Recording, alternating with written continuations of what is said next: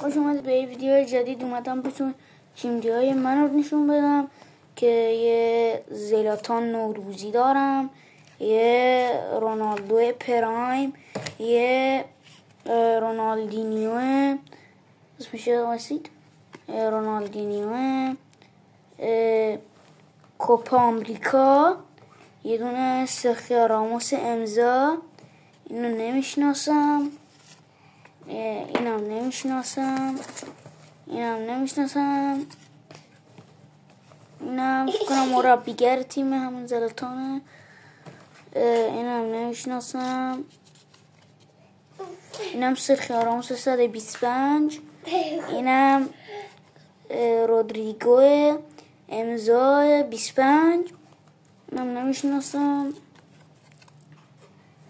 این فقط میدونم توی تیمی بود خیلی خوب بود، تیم هالند، اسمش یادم رفت، اینم یادم رفت اسمشو. اینم مربیگر تیم رئال مادریده، یعنی اسمشو یادم رفت، اسمشو بلد بودم. اینم نیمار جونیور، نماشید چی بودین؟ نیمار جونیور ولش کن. بعد یک کلاپ تیم بایر مونیخ، مربیگر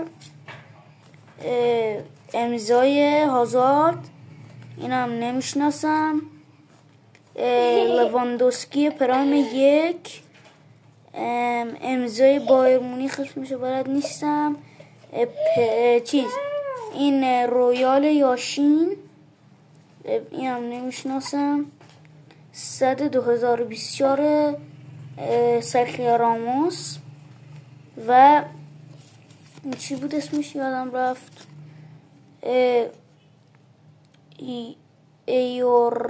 یورو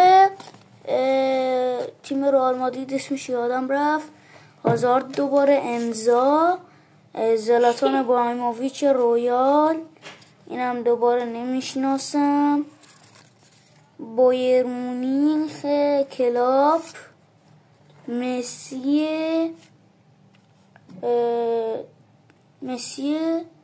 اسمش یادم رفت 25، ولی اینم آخرین کارت و این اسمشو نمیدونم. خدافظ، خوش اومدید به این ویدیو و لایک سابسکرایب یادتون نره. بای بای.